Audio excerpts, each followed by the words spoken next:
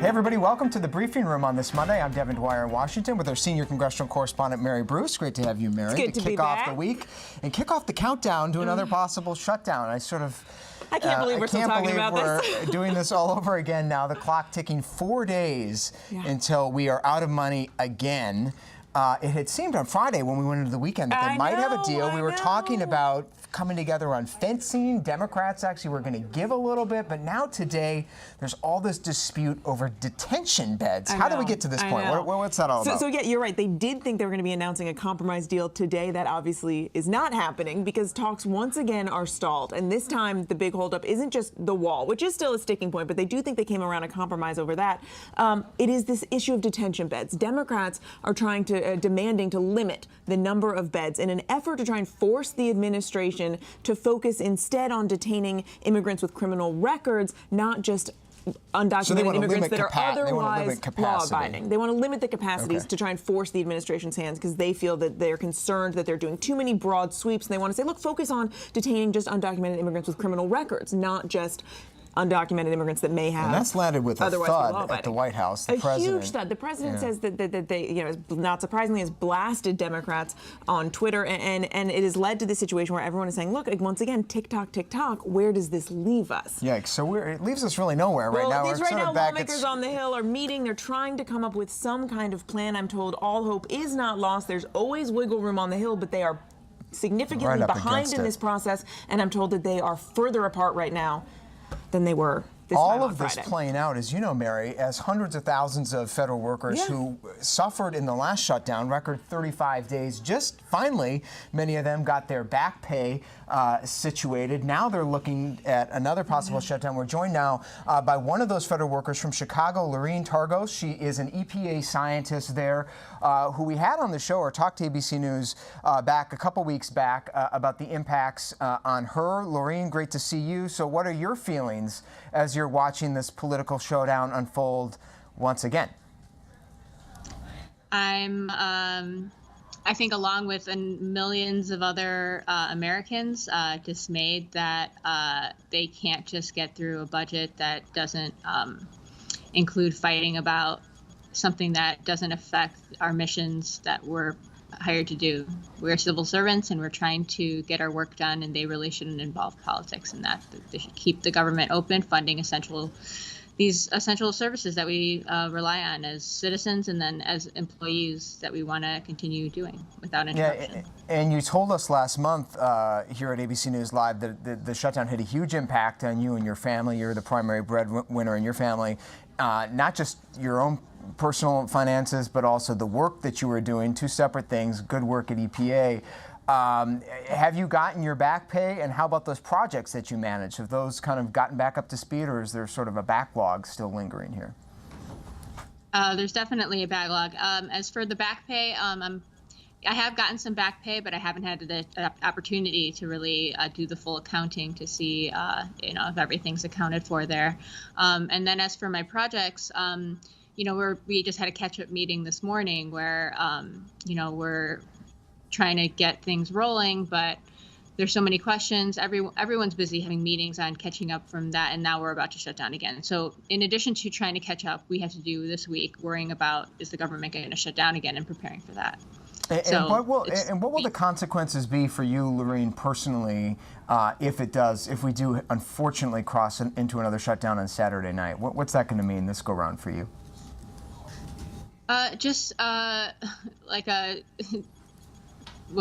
Like a deja vu of the same stress we just had a month ago, where, how are we going to pay the bills and, realize, you have a budget sheet and you follow along, and then you have to worry about, okay, did I get all my back pay, and which bills am I going to pay now? And, it's really difficult. We can hear the sense of disbelief in your voice there. You just almost can't even believe it. It sounds like that this is actually going to happen again. We hope it doesn't happen again, for certainly. Lorene Targos, thank you so much for joining us. We hope to check back with you, an EPA scientist in Chicago, back on the job, hoping we don't have another shutdown. Thanks so much, Lorene and Mary Bruce.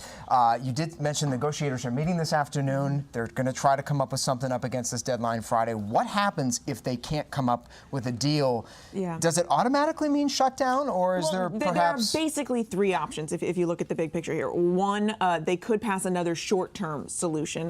We're told that some Republicans have been floating the idea of just doing a one-year CR, a one-year continuing resolution. Keep government funding which would at the same levels. Kick the can down the road, but just keep things the way they are. Democrats have already rejected that, so that one's out the window. But they could come up with another possible short-term fix. The second option is that the president could go around Congress and declare that national emergency that he has been threatening. He still is leaving that on the table. But of course, Republicans, even some of the president's top allies, say that would set a bad precedent. They're warning him it's a bad move, and it would almost certainly be challenged in court and by Democrats. But it could allow the president to at least politically claim a win. The third option is to go ahead and shut down the government to try and force Democrats to cave. And the White House did say over the weekend that they aren't ruling that one out either. Mary Bruce, great to have you. You got to get back to doing some reporting on this story. So let's go over to the White House, where Jordan Phelps is tracking some of the things. Mary's talking about the White House view on all of this. Jordan, have they taken a shutdown off the table? What are you hearing there about the prospects we could be headed for one on Friday?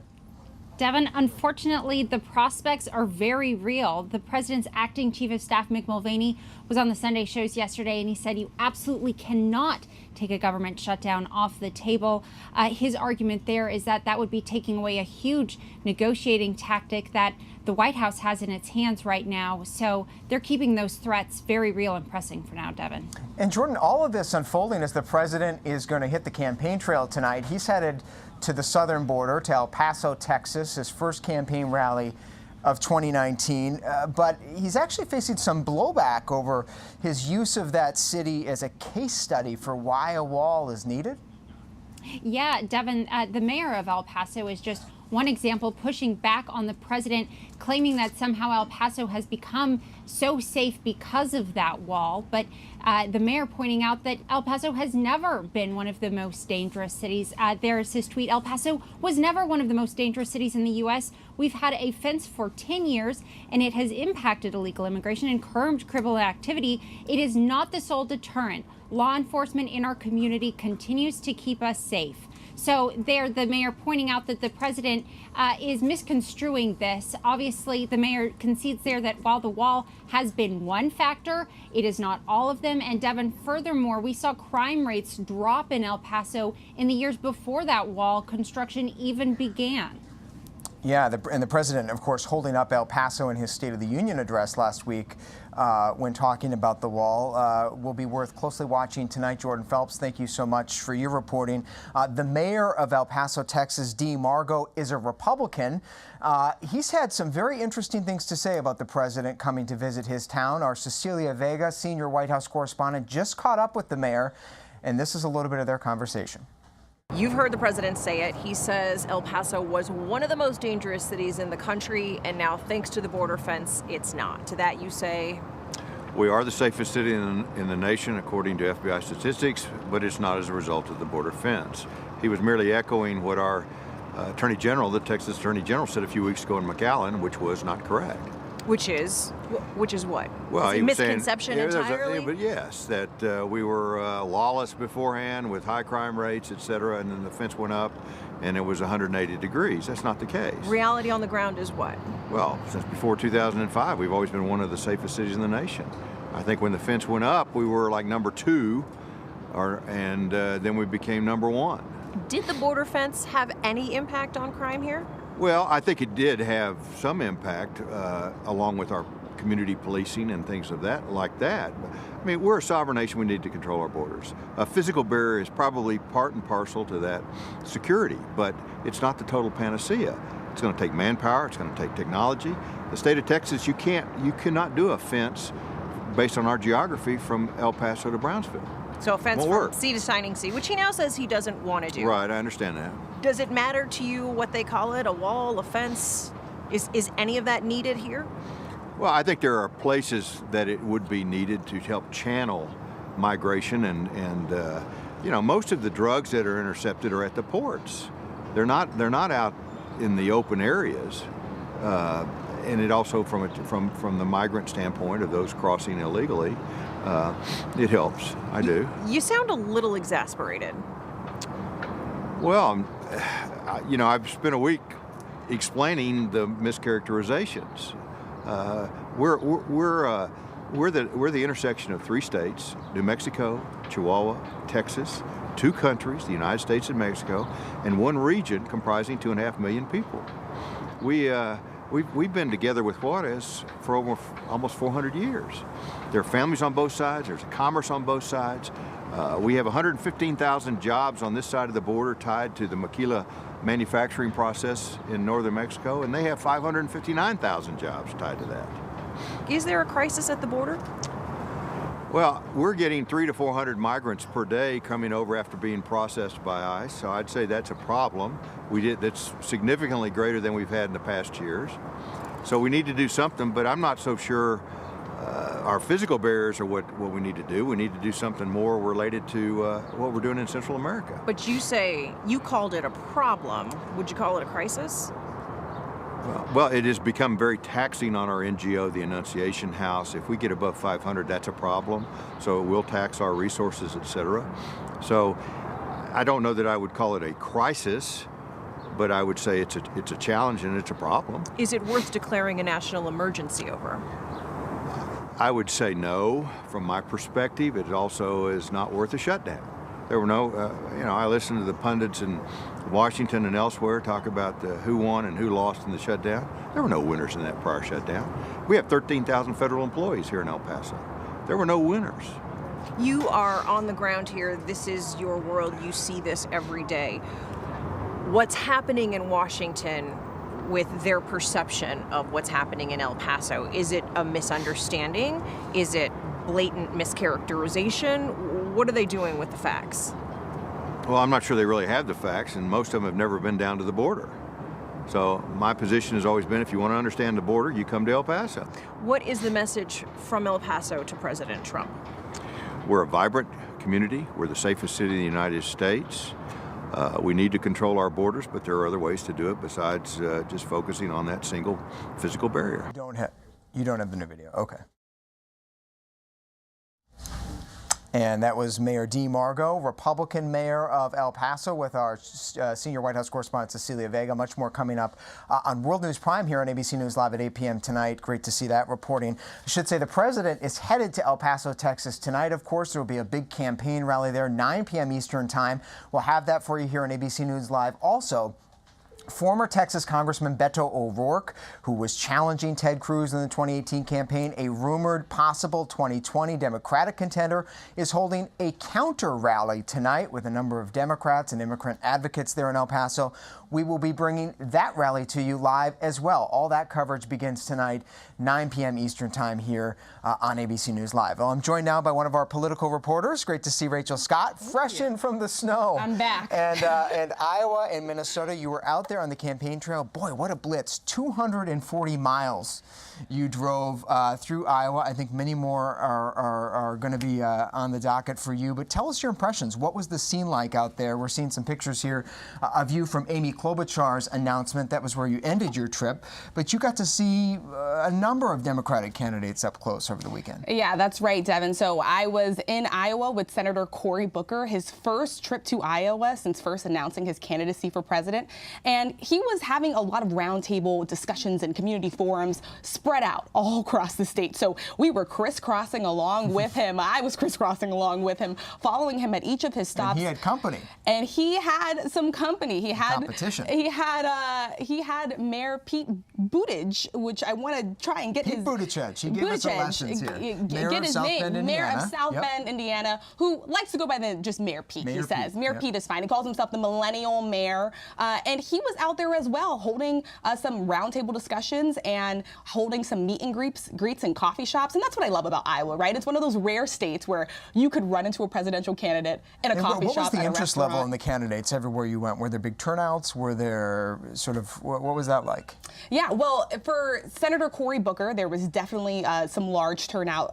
His largest event had 500 people that were there, and it was cold, right? So we were all packing in at one of his locations. It was standing room room only. We were at a brewery in Iowa, and everyone packed in, was standing shoulder to shoulder, and lots of people packed that space that definitely exceeded the event location. A lot of enthusiasm for Democrats in Iowa, and of course you ended your trip in Minnesota, my home state, and you were in the middle of a blizzard. I don't know, has there ever been a presidential candidate to announce in a blizzard? Amy Klobuchar, something of a moderate, a centrist. She's running on a campaign of getting things done, being sort of a bipartisan deal maker in Washington. Bring us inside that announcement. First of all, what was her pitch? And secondly, what was it like to be out there 16 degrees in a blizzard when she announced? Yeah, well, I think one of the supporters put it best when he said, from white out to a bid for the White House, because it was white out conditions out there. I mean, that park is supposed to be beautiful. You're supposed to be able to see the skyline, and it was all fogged out with those white out conditions that were there. It was just flat out really cold. But still, you see the senator, she was out there, no gloves, no beanie, no teleprompter. And throwing some punches. And took a little swipe at Hillary Clinton, saying she's going to be spending time in Wisconsin, which, as she said, Hillary didn't spend as much time. Also talking about Iowa, of course, Midwest seems to be her bread and butter. George Stephanopoulos, chief anchor of Good Morning America, got a chance to sit down with Amy Klobuchar this morning after her announcement in an exclusive interview. Here's a little bit of that conversation. Take a listen. It feels like it is a major burden that you have to do this right, that you have to get to this point where you decide, I'm going to go through this. I believe I'll be a good president, and our nation is tired of being governed by chaos, that we need to be governed by opportunity. And so that's what I talked about yesterday in that huge snowstorm. I bring a background of growing up in the heartland. I bring some grit to the race that comes from being the granddaughter of an iron ore miner and the daughter of a teacher and a newspaperman, and someone that has risen to the challenges every time I get a job.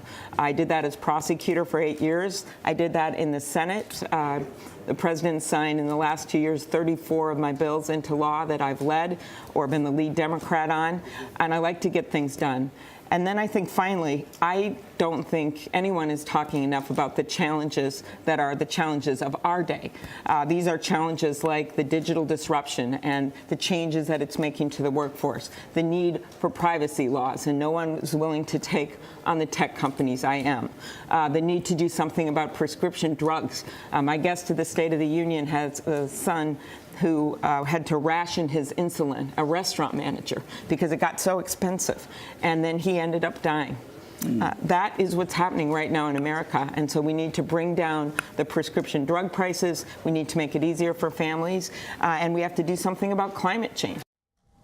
And Amy Klobuchar, Rachel, also taking some tough questions. One of the first negative stories to hit her campaign was this report that came out last week from some of her former staffers that she's a pretty tough boss.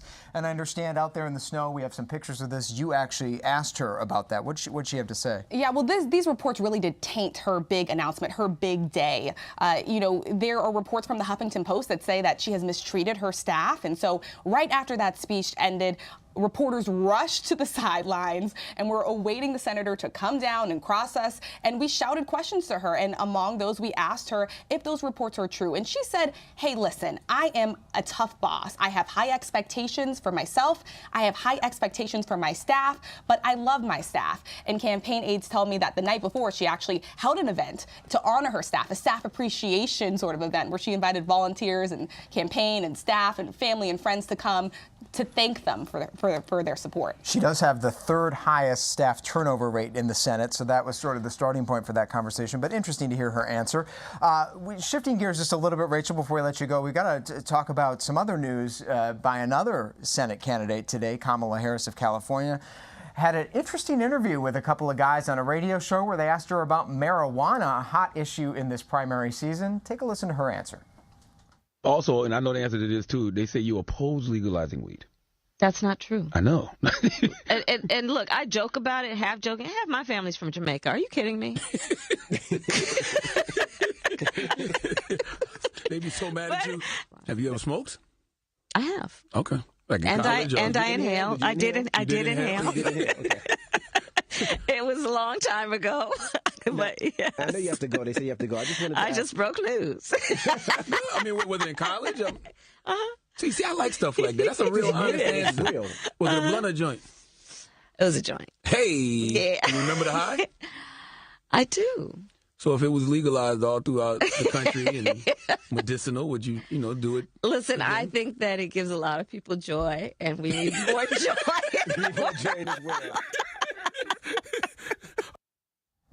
All right, she wants to spread some joy. It's actually going to be a hot topic this primary season. As you know, Democrats are talking about this. Most Democrats, I think 70% in the most recent Pew poll, say it should be legalized nationwide. Yeah, and this is something that came up when Booker was out in Iowa campaigning, and he kind of turned it into a talking point and saying that we have so many people that have been sentenced for, low collar offenses, criminal justice issues as well. But he was saying, hey, listen, people smoke marijuana, people use the substance, and we shouldn't be criminalizing these people if past presidents have admitted to doing it themselves. So there you see Senator Harris poking some fun at it, obviously, and like she said, making some news and making noise and spreading joy. That'll be the mantra for the day. Rachel Scott, great to see you, and good luck back out there on the trail. We're going to swap you out now for our next story with Stephanie Ebbs, our environmental reporter. Stephanie, great to see you. So next we're going to talk about a story that probably hasn't gotten your attention. You may not have heard about it, but it is certainly an environmental disaster, as you've been uncovering. This is a story that affects dozens of states and involves a chemical that's contaminating water, hurting lakeside communities, and officials at the EPA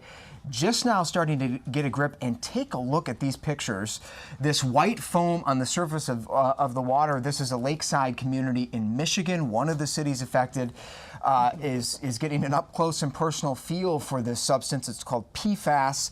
So, Stephanie, break down for us, what is the chemical and where is it found? Yeah, so PFAS, P-F-A-S, it actually stands for a class of chemicals. There's hundreds of different chemicals in this category that are used for all kinds of things. They're used in firefighting foam, they're used in food packaging, carpets. They're kind of a miracle chemical in the world of chemicals for making things non-stick and waterproof. And also firefighting foam is most commonly used. Usually for jet fuel fires. And you've been looking into these pictures are from community members that have shared them with you. This is an actual lake. Look at that right there.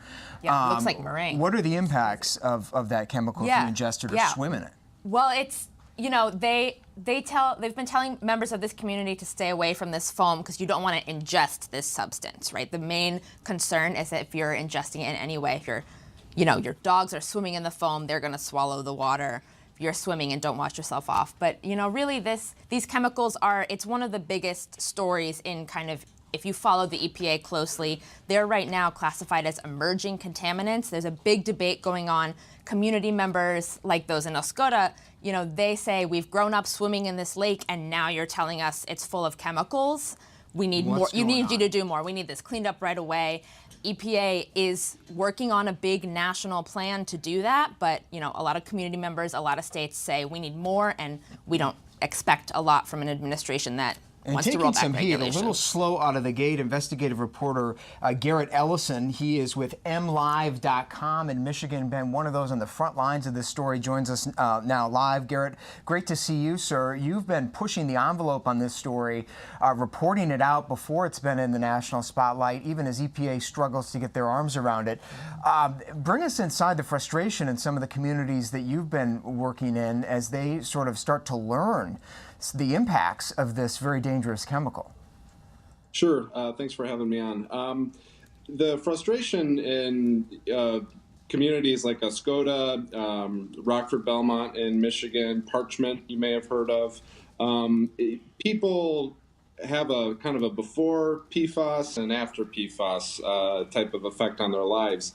When it's discovered, whether it's in the environment, in fish contaminating surface waters like Lake Van Etten and the foam that you see, they start wondering, how have I been exposed to it?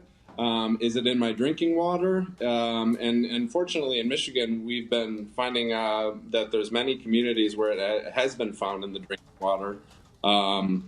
And it sparks this debate as to, well, what's a safe level?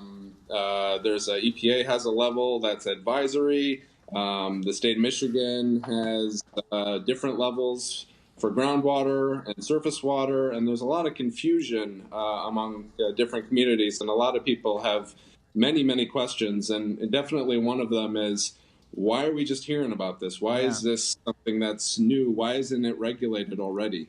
Yeah, it does. There are some striking similarities to like the Flint water crisis after when the lead had been in the water for so long. Residents learned about it in many cases too late after they had ingested it for many years. This is very similar. What are authorities there saying about this? Are there any efforts underway to clean it up?